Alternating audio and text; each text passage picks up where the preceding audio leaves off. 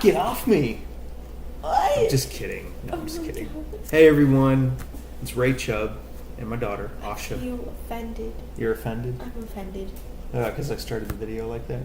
I didn't even warn you? Yes. There was no warning? Yes, no warning. Well, now you know what she has to live with. So, I wanted to make a video to explain, because I've been getting some calls from some friends, and they're curious about my recent transition into Buddhism. And it's all positive curiosity, so please nobody be offended or think that I would be offended if you were to call me and ask me questions. I enjoy it. But I thought that it would be good for me to create a video to explain to the rest of you on what you might be curious about. Maybe you're curious on why I converted to Buddhism, and maybe you're yourself curious about Buddhism. And I'm not going to tell you much about Buddhism itself, but I'm simply going to tell you why I chose Buddhism. And so mixed in that is going to have a little bit of an explanation about Buddhism. But keep in mind that I am a student of Buddhism. I'm new to it. I have been studying for the last 3-4 years, but I haven't been practicing it. And it's much different than if you're studying something from a distance versus immersing yourself in fellowship and learning some of the practices directly from the people who practice it.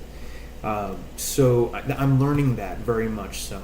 But I have Asha here with me because she's very relevant to the process in my transition, right? I'm a relevant object. You are a relevant object. Now you're much more than that, but in this case, yes, you are a relevant object. So, Asha, why don't you tell them what is special about your name?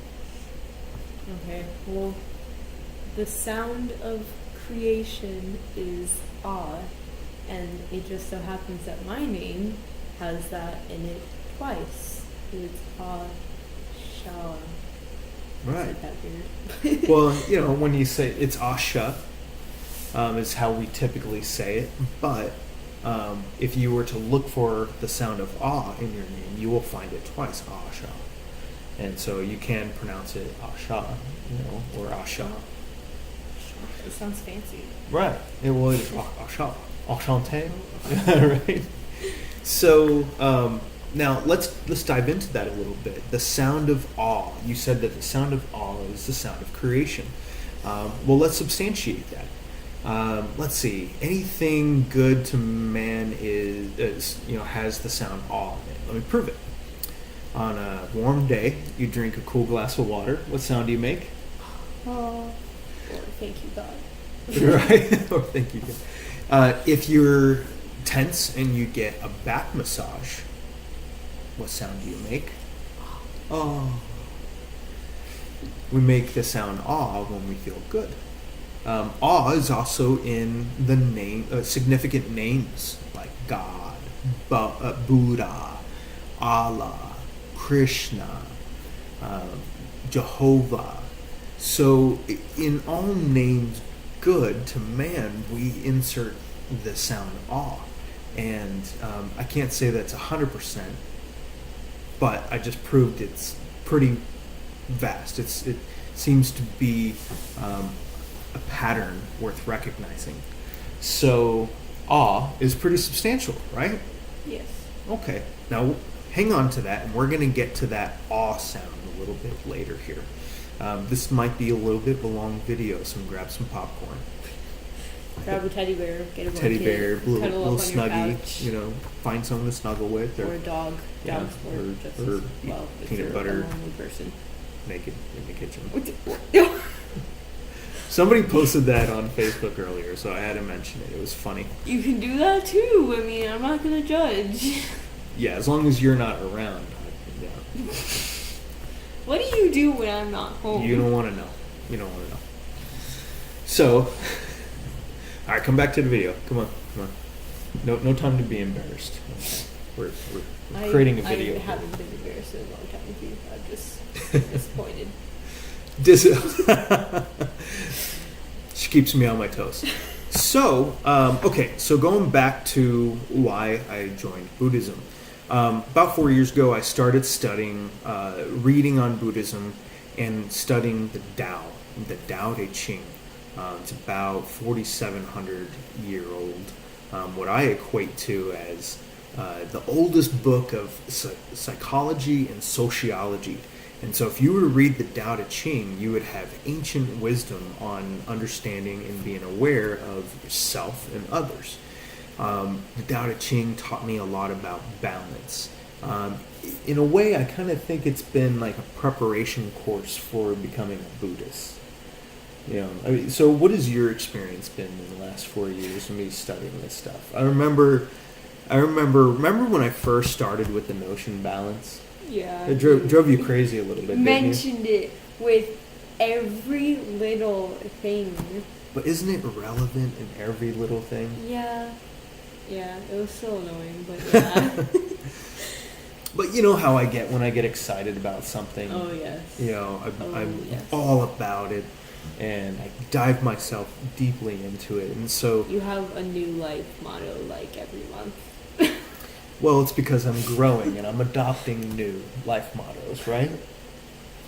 So, when I studied this stuff, another thing that I started studying as well. A lot of you might remember that I had a radio show, and in the time of that radio show, I had done a lot of different topics. So it's like 3.5, almost 4 years that I had this show every week, and so I did a lot of different topics, and so I ended up studying a lot of different things. And a lot of people on a lot of different opinions. A lot of different people, a lot of different opinions. And you were on that show from time to time as well, right? Remember our friend Jimmy Ware, the poet, who came on? I read some poetry. That was a lot of fun. I think one time I just went on there and said something completely random. I stole your hat. I just kind of sat there. It's cool. You deserve my hat from time to time. So, I digress. I started studying sound. I started studying ancient man and ancient technologies, ancient theories, ancient conspiracies, also ancient geometrical shapes. Yeah. So let me share an epiphany that I had about an ancient geometrical shape a while back, not too long ago actually. So remember this balance thing that I was talking about? So I always saw balance as like a single line, right? A single dimension, and it's a teeter-totter. So balance goes like this, right? And so that's how I saw balance, good and bad. But then, the Tao says a bad man is a good man's teacher. And so if a bad man is doing a bad thing, he's lying, stealing, cheating, whatever it is he's doing to hurt someone else, to take from someone else, that's bad, right? Mm-hmm.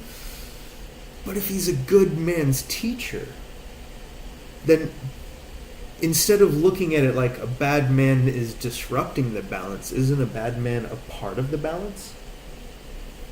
So how can he be disrupting? So instead of seeing it as a single line or a single dimension, I started seeing as multiple lines, multiple dimensions, and then all of a sudden more points and more points. And all of a sudden I had this vision, I had this epiphany, if you will. This realization, this awakening. I saw like a 20-point star, 20 points all around.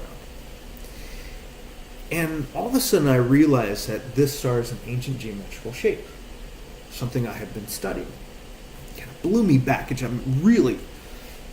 was just huge awakening that I had, this epiphany of that balance isn't just a single dimension. That balance is far more complex. The difference between good and evil is far more complex. It's not just black and white. And so that spiraled me into a desire to attain enlightenment. Now I'll tell you that I'm really not trying to attain enlightenment Asha can tell you that I probably wouldn't do so good with enlightenment because I have a pretty healthy ego. Oh yeah. So now, just so the viewers are aware, I'm still a nice person. Yeah. He's humble about it, but I'm confident. That's all. and then there are his moments where and it's not like when other people are around, so he's not like gloating or anything. It's just me, and like he'll just casually mention how good looking he is by saying it. He's like, "Oh, Asha, you're gonna be so I know what pretty she's talking because about. your parents are so good looking." Listen, okay, all right. Let me clarify. Your friend Yes, asked you lying. how you got so good looking, and you had a hard time answering it, and I simply offered a solution. Just tell him you're a product of your father, or that you are your father's daughter. There you go. You can't deny that that's not the only time that happens. No, I won't deny it, but it's only because I'm an insecure person and I need to feed, my security with reminding myself I am an attractive person. Darn it. Yes. Yeah. Anyways, back to the point. Okay. What I was saying though is, I am a very giving person. Would you say? Yeah. I've always believed in giving back. I've raised you to always be a giving person, and so I've always found a balance in my life. I've been successful in my life. I have some successes, some losses, of course, but I've always found time, even in the times of loss. I would still find time to give to people, and give of my time, or give of my grind, whatever it looked like, whatever people needed, I'd be willing to give to them. And it almost seems that from naming you Asha, what's the second thing that's substantial or special about your name? I mentioned to you yesterday. It's Hindu. No. Sanskrit. Sanskrit. And what was written in Sanskrit? The Lotus Sutra? Yeah. I don't know how to say it. The Buddhist book? Yeah. The Lotus Sutra. It was written in Sanskrit originally. So it almost would seem as if Buddhism has been calling to me for some time. Wouldn't it seem that way? It's secretly coming to me. Through me? Through you. I like that. I like that a lot. It's my name. But what do you think, Asha? Do you think, you said something to me the other night. You said something about being surprised that I am converting to Buddhism. You mean not being surprised? Right. So Yeah. why were you not surprised? I don't know, because it just seems very you to like take up something all spiritual and like not spiritual, but I mean like where you're like studying all this sound stuff and like secrets of the universe, and like this guy that was like so great because he reached enlightenment and was like happy with everything in life and stuff, and you're like, hey, aspiring. Well, thank you. So yeah, and that brings me to the point: the secrets of the universe. That's why I'm studying Buddhism, because I've been studying, like I said earlier, studying ancient technologies, and what I found in my studies is fascinating, and it all revolves around sound and vibrations. And I want to go back to the Bible. Okay, Genesis says, and God said, and everything that He created, God said. He didn't snap His fingers, He didn't clap His hand, He didn't blink His eyes, He didn't do anything. He said. And so what I think the Bible is trying to tell us in that is sound created everything. Sound is the beginning of all things. I find that fascinating. Now, I've been a student of the Bible for a long time, but I read it differently than most people who subscribe to the Bible. See, there are people who have revealed that the Bible, especially Old Testament, holds secret codes, right? Secrets. Secrets of technology, even. Golden ratio, pi is in there. So how is it that golden ratio and pi is in there before modern math came about? Even the Pythagorean, was it Pythagorean theorem? Pythagoras. A guy named Pythagoras. The theorem of Pythagoras. Yeah, the Pythagoras theorem basically created modern math and modern music, because through math he was able to create a scale. By taking one string and you pluck it, it makes a sound. You cut that string in half, you pluck it, that sound gets higher, the octave gets higher, and so you end up creating a scale. This scale, made out of math by division, created the harp, and the harp made modern music as we know it with scales.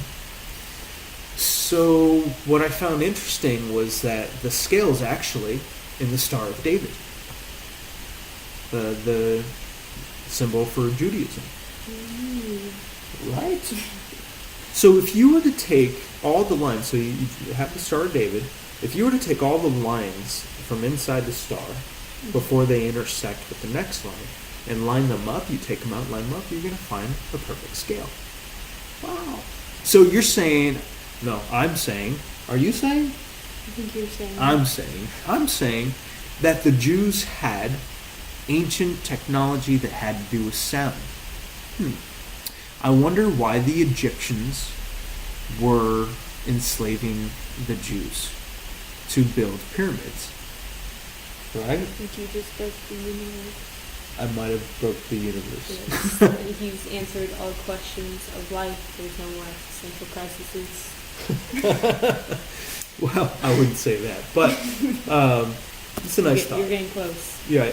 So now, you remember me showing you that YouTube video with sand and frequency? You remember what happened? Tell them what happened. Okay, so there was like a speaker, and they put sand on it. I think it was a speaker, right?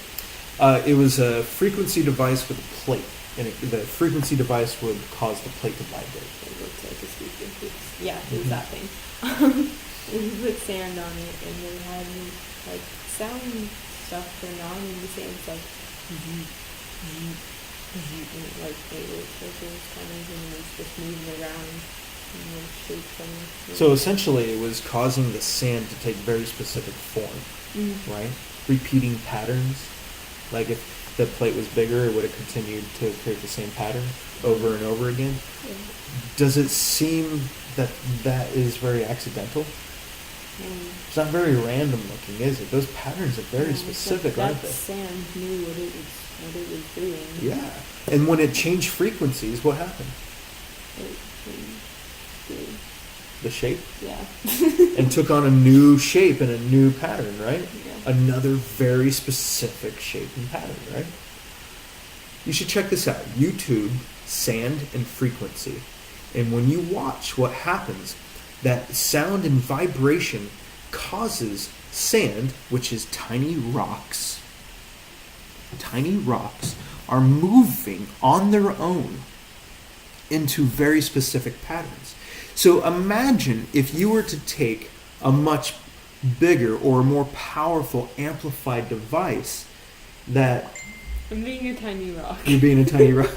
Sorry. If you were to take a device that were to amplify that power, you can imagine moving much bigger stones, right? In fact, you can say, well, this frequency creates this pattern, so if I need to move that stone from there to here, I'm going to turn it to this frequency so it creates that pattern. It's going to move all these stones into these patterns that I want it to take. Move me with your frequency. I'm a stone.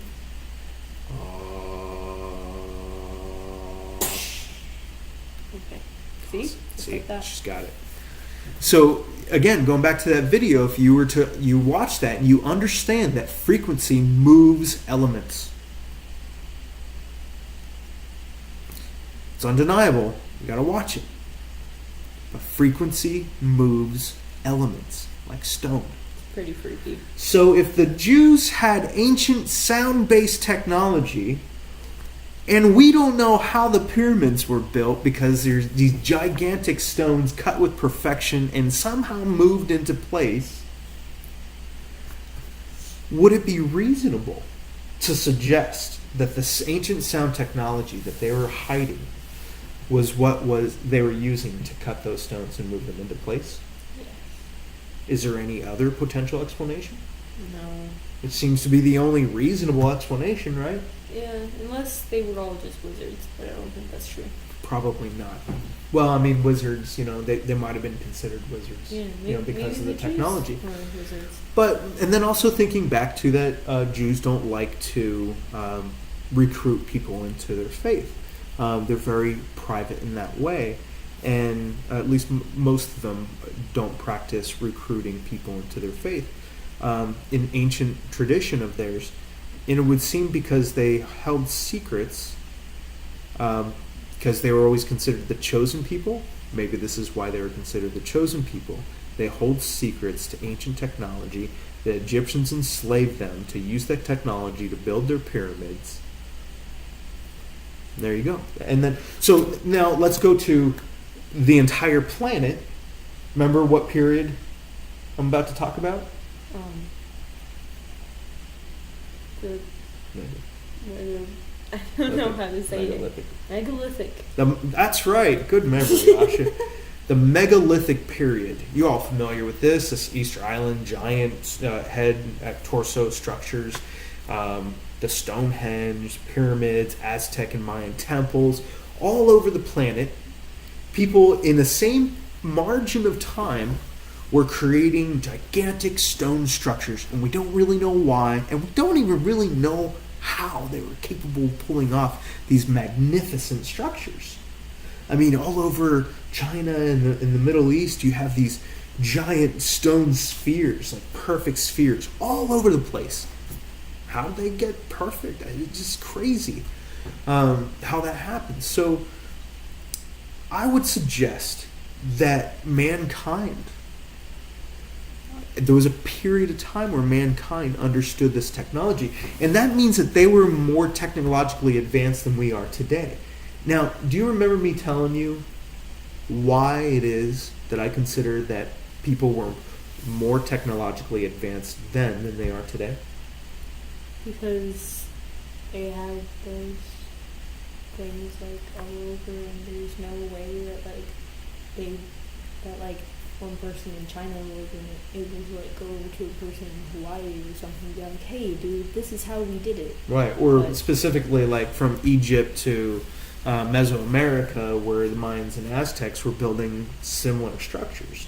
Archaeologists have always been baffled by this. There's no evidence that they were trading or had any sort of contact with each other. So how is it that at the same period of time that they had the same technology? So that's why I feel that humans used to be at a higher level of consciousness, and they had technology that harnessed the power of nature. But today, what does our technology do? Takes us away from nature. It takes us away from nature. So if you want to get away from technology, what do you have to do? Go to nature. Go to nature. And if you want to go to technology, where do you go? Into the city. Into the city. So our technology removes us from nature, where our ancient humans used technology that brought them closer to nature. And that's what made them so much more advanced than we are.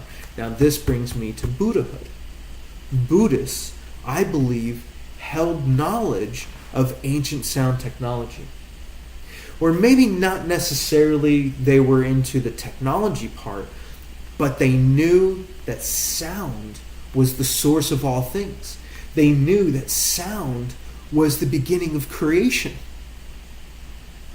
And therefore, Buddhists chant.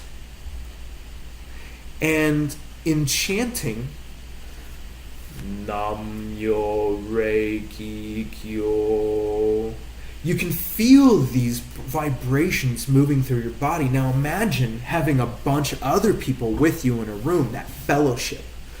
And you're chanting with a room full of people. I've done this Even just with 6 other people, I've done it with more, but even just 6 other people, all going Nam Yo Rei Ki Kyo, and it creates this vibration. And I tell you, it feels as if, like, I close my eyes, I can envision this sound wave in the room, kind of levitating, kind of hovering. It's a sound wave.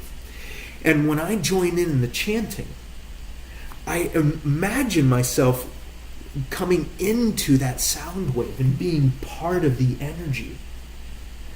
And I'm telling you, it's not just my imagination. That's what's really happening. It's just my mind is creating that picture for me, so I can, it feels more real.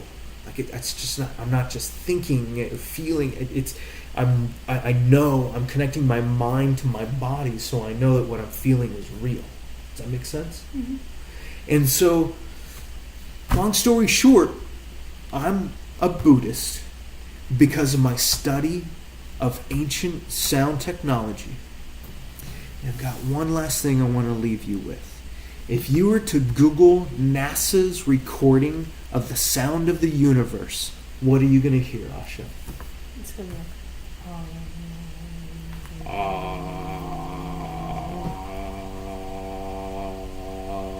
That's the sound of the universe recorded by NASA. very spacey. So, the sound of creation is